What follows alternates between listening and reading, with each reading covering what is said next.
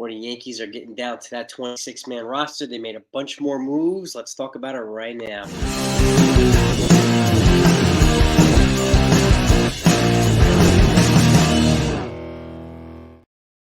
Hey gang, hope you're all doing well. So opening day is right around the corner, and it's a bunch of Brian Hoke reporting, which is great. Thank you, Brian, for staying on top of us and keeping us up to date on all the Yankees news. So Aaron Boone has announced that Kevin Smith, Oscar Gonzalez, Greg Allen, Jose Rojas, and Dennis Santana have been reassigned to the minors. So that's several moves that the Yankees. It's surprising to me. I thought Kevin Smith had a good shot at making it on a bench player piece. Even Oscar Gonzalez, he's played himself, into a position where he, at the very least, could credibly deserve it. So I don't know who's going to make this bench now. But we're also hearing that as of right now, Oswaldo Cabrera is the backup shortstop, potentially the starting third baseman right now. We're also hearing that Jahmai Jones and Ben Wortvet are also candidates for roster spots. Now, I can't personally see the Yankees carrying three catchers. So I have a feeling the trade is probably in the works. And the Yankees being as quiet as they have been, no surprise. I wouldn't be surprised if they move Wortvet and maybe somebody like Nick Ramirez or Ron Marinaccio and someone else to a team with a competitive balanced draft pick or something like that. So pick in the top 40. And there's a couple of teams, and I have them right here actually. Let me get you the teams. And here we go. The Milwaukee Brewers, they have the 34th pick in the draft. They got that for the Orioles for Corbin Burns. Pirates have the 37th pick. Arizona Diamondbacks, the 35th. Colorado Rockies, the 38th. Cleveland Guardians, the 36th. And the Kansas City Royals, 39. So the Yankees could trade. This would be a good trade. If they can somehow extract one of these picks, it's essentially considered a sandwich pick between the first and second round, then that would be a nice trade. Or if they get some more international free agent money, that would be a worthwhile, trade to be making for the Yankees. So don't be surprised. I cannot see the Yankees carrying three catchers. I just can't. But they're not going to say off the bat, yeah, we're going to move them. Just not going to announce it yet. They're not going to do that. So, so I do think that Wortvet, obviously, I think the preferred option is to trade him and see if they can get some value back for him. And maybe somebody like Nick Ramirez or Ron Marinaccio, both of them have been reassigned already. So to get something like this, so maybe an international free agent money. I mean, they traded Billy McKinney to the Pirates in, I don't know, a couple months ago for $500,000 international money, which they already used. So, and they've already they reassigned Yerry De Los Santos today. And who else? Yerry De Los Santos and somebody else today. So they made a bunch of roster moves. And I thought I had it here. Never mind. But speaking of pitching, obviously we know that Clayton Beeter has made it to the Bronx with the team. He's traveling with them. So congratulations to him. Great job by Clark Schmidt on the final tune-up. 5 one-hit innings, 6 strikeouts, 2 walks. That is how you want to close out the spring, baby. So, yeah, they re-signed Yerry De Los Santos and Luis Torrens, one of the catchers, to minor league camp. So, but Wortvet is still there. But Wortvet is also out of options, and he knows this. So I could see the Yankees waiting until the very last minute to try to make a minor move. And to me, if you can get one of those competitive balance picks or international, that's a worthwhile trade. It really, really is. So, and he's this last remaining piece of the Yankees Twins trade.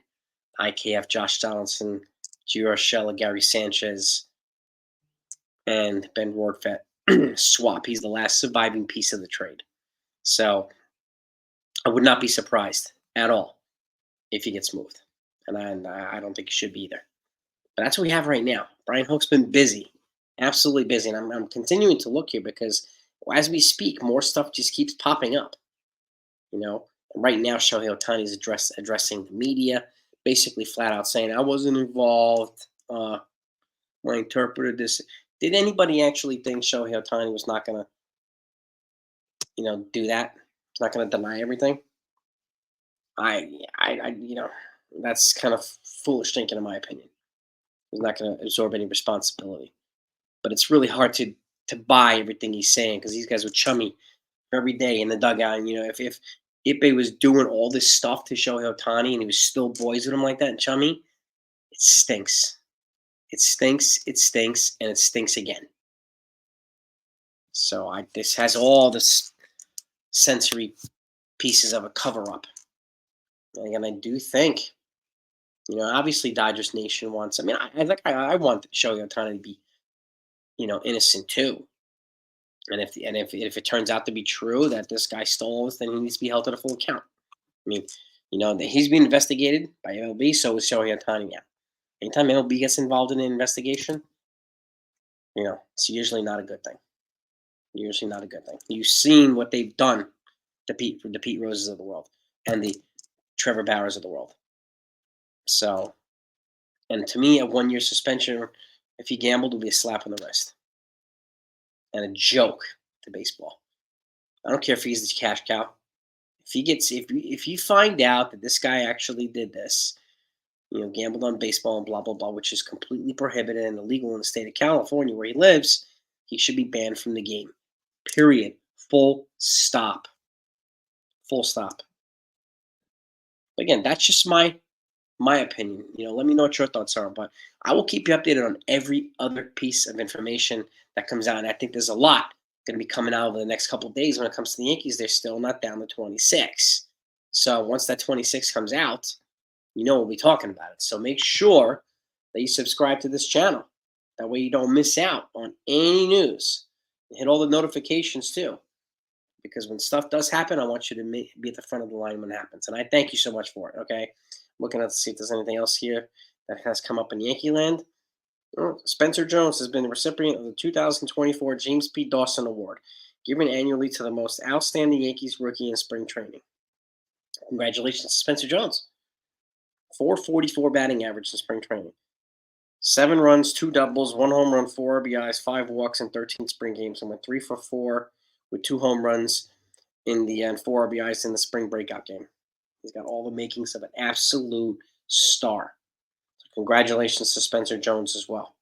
But those are the moves that the Yankees have made today. Several moves. There's more moves to come in. There's more moves to come. So give me your thoughts on what you think. Who should occupy these last roster spots? I mean, a couple of the guys I thought would have a good shot have been already reassigned. So I don't know. It has up to this last 4 or 5 games, Oswaldo Cabrera hadn't done enough. But he's really picked himself up in the last 4 or 5 games. But is that enough? I have no idea. Because, I think they like his versatility because he plays the infield and the outfield. But is it enough? I have no idea. So, and not having Oswald Peraza healthy doesn't really help matters. So, which is why I could see maybe 1 or 2 trades. Maybe a trade for competitive balance pick or a trade for a bench piece that we're not even thinking of right now. When teams make their final decisions over the next couple of days, there will be guys moving parts all over the place. Guys traded, guys reassigned, blah, blah, blah. Guys released, and so on. So watch out. Stay tuned. Like I said, I'll say it again. The Yankees are not done. Talk to you later.